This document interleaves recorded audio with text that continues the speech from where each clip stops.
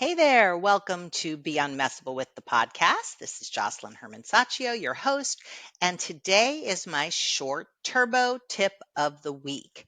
Recently, I was having a conversation with someone who had had a position in her company for a very long time and recently got promoted, and it was a big jump. It was like she was now managing the company. And what became apparent is that she had an outdated view of herself. So, what do I mean by that? She still viewed herself as the assistant, as the person who did all the errands and the tasks, not the person who was delegating or empowering or managing or leading. And when you become a leader, it was almost like she was a reluctant leader. That's what I would call her, right? And she kept relating to herself as this smaller person, as somebody who didn't have the credibility to be able to be in the job that she was in. Now, clearly, the person who owns the company thought she had the credibility to do it. It was her view of herself that was outdated. So look for yourself right now. See if there are areas in your life where you have an outdated view of yourself. Or perhaps it's an outdated view of a situation, but I would stick with yourself for right now. It might be in your relationship to your family. Maybe you still view yourself as the baby, and meanwhile you're 55 years old and running a multi-million dollar company, but when you go home for Thanksgiving you're moaning about that your sister gets the mashed potatoes first.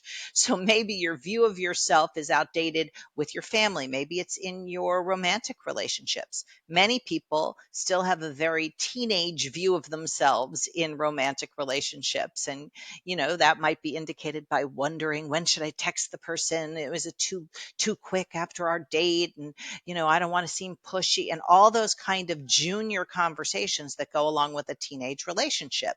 So this is super common and this messes with people.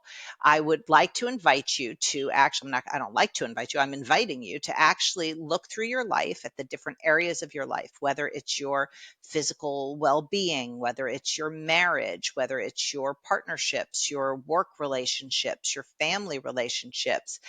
If you have a view of yourself that's less than empowering, see if you can update your view of yourself. Now, how do you update your view of yourself? Is first you've got to get clear about what the current view is and see that it is not a match with what is currently so, or with the accomplishments that you've had up to this date. See where it got stuck. Was it when you were 12? Was it when you were 20? Was it when you were 6 for some of you?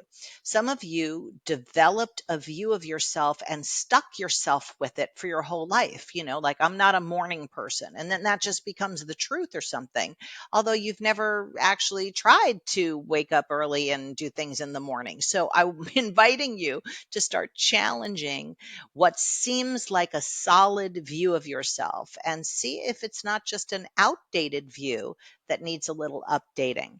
When you get to the current view that is less than empowering, then you're free to really start from nothing, from a clean page, and design a view of yourself that's going to call you to be, that's going to inspire you, that's going to get you into action on the things that you say that you're committed to, that's going to have you having the kind of impact that you want to have on your staff, on your family, on your friends, on your partner, that you're committed to having, not the one that you end up having by default due to living in an outdated view. So, if you accept my invitation to start looking at whether or not your view of yourself is outdated in certain areas, be sure and comment. Send me an email. I will answer every email. So, if you want to send me an email, you are welcome to, and I will respond, I promise.